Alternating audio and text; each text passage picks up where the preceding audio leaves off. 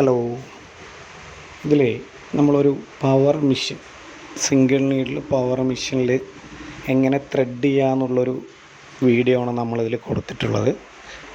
ഇതിലിപ്പോൾ ഒരു Jack മെഷീനിലാണ് thread ചെയ്ത് കാണിക്കുന്നത്.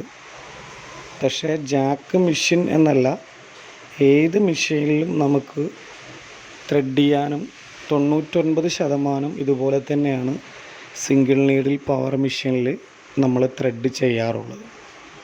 അപ്പോൾ ഈ ഒരു വീഡിയോ നിങ്ങൾ കണ്ട് മനസ്സിലാക്കിയിട്ടുണ്ടെങ്കിൽ നിങ്ങളുടെ അടുത്തുള്ള എല്ലാ പവർ മെഷീനും, ഇപ്പോൾ ജാക്ക്, ജുക്കി, ജിൻ, പിന്നെ അതുപോലെ തന്നെ ഉഷ, അങ്ങനെ ഒരുപാട് ബ്രാൻഡുകളിൽ ഇന്ന് പവർ മെഷീൻ നമുക്ക് കേരളത്തിൽ കിട്ടുന്നുണ്ട്. അതിൽ എല്ലാത്തിൻ്റെയും 99% നൂലിടുന്നത് ഇങ്ങനെ തന്നെയാണ്. എല്ലാവരും ഇത് പഠിച്ച് വയ്ക്കുക. ത്രെഡിങ് കറക്റ്റ് അല്ല എന്ന് വെച്ച് കഴിഞ്ഞാൽ നമ്മുടെ സ്റ്റിച്ചിനൊക്കെ കംപ്ലൈൻറ്റ്സ് വരും. അടിയിൽ ലൂസ് വരിക, അല്ലെങ്കിൽ ഒരുപാട് ടൈറ്റായി കഴിഞ്ഞാൽ ത്രെഡ് പൊട്ടിപ്പോവുക, അങ്ങനെയെല്ലാം ഉണ്ടാവാറുണ്ട്. ത്രെഡിങ് എല്ലാവരും നല്ലപോലെ നോക്കുക.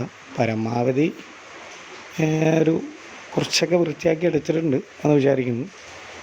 വലിയ കാര്യമായിട്ടുള്ള എഡിറ്റിങ്ങും കാര്യങ്ങളൊന്നും ചെയ്തിട്ടില്ല. പിന്നെ കൈ കൊണ്ട് തന്നെ അതിൽ നമ്മളെല്ലാ പോർഷനും ജസ്റ്റ് മാർക്ക് ചെയ്യുന്നുണ്ട്. അടുത്തൊരു വീഡിയോ ചെയ്യണമെന്നൊക്കെ ഉണ്ട് കണ്ടിന്യൂസ്.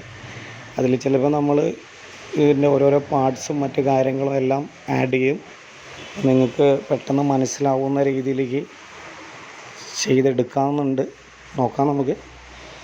ഇപ്പോൾ ഇതിൽ ചെയ്തിരിക്കുന്നത് നമ്മൾ ത്രെഡിങ് മാത്രമേ ഉള്ളൂ. ഒരു ജാക്കിൻ്റെ സിംഗിൾ നീഡിൽ മെഷീനിലാണ് ത്രെഡ് ചെയ്ത് കാണിക്കുന്നത്. ഇതിൽ ടേക്കപ്പ് ലിവറാണ് ഇപ്പോൾ തൊടുന്നത്. അതുപോലെ കറക്റ്റ് ഒരുവിധം എല്ലാ പോർഷനിലും നമ്മൾ ക്ലിയറാക്കി എടുക്കാൻ ശ്രമിച്ചിട്ടുണ്ട്. പിന്നെ സൂചിയിൽ നൂലിടുന്നത് അതുപോലെ തന്നെ ഇടത്ത് നിന്ന് വലത്തോട്ടാണ് സൂചിയിലോട്ട് നൂല് കോർക്കേണ്ടത്.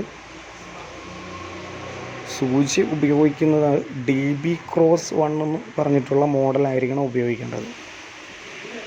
DB Cross 1 എന്നുള്ള നീഡിൽ ആണ് പവർ മെഷീൻ സിംഗിൾ നീഡിലെല്ലാം ഏത് പവർ ബ്രാൻഡാണെങ്കിലും ഉപയോഗിക്കുക. പരമാവധി ഒരു 100 രൂപയൊക്കെ വില വരുന്ന പാക്കറ്റ് മേടിക്കുക. ബ്രാൻഡൊന്നും ഞാൻ പറയുന്നില്ല, ലോക്കൽ ബ്രാൻഡ്സ് മേടിക്കാതിരിക്കുക. പിന്നെ ഒരു പുതിയ മെഷീൻ ആയതുകൊണ്ടാണ് അവിടെ നിങ്ങൾക്ക് ആ ത്രെഡ് വേണ്ടത്. തടസ്സം കാണുന്നുണ്ടല്ലേ, അത് നിങ്ങൾക്ക് എടുത്ത് കളയാവുന്നതാണ്. അത് വേണമെന്നില്ല. അത് മെഷീൻ്റെ പാർട്സ് അല്ല, അത് നമ്മുടെ കൈ സൂചിയിൽ ഇടിക്കാതിരിക്കാൻ വേണ്ടിയിട്ടുള്ള ഒരു പാർട്സാണ് കറുപ്പ് കളറിൽ കാണുന്നത്. ഇപ്പോൾ നമ്മൾ ഏതിയാണ് ത്രെഡ് ഇട്ട് എന്നുള്ളതിൻ്റെ ആ ഒരു വഴി റിവേഴ്സ് ചെയ്ത് നിങ്ങൾക്ക് ഇങ്ങനെ തൊട്ട് കാണിക്കുന്നുണ്ട്. അപ്പോൾ അത് ഒന്ന് ശ്രദ്ധിച്ച് നോക്കുക. ഏകദേശം മനസ്സിലാവുന്നുണ്ടെന്ന് വിചാരിക്കുന്നു.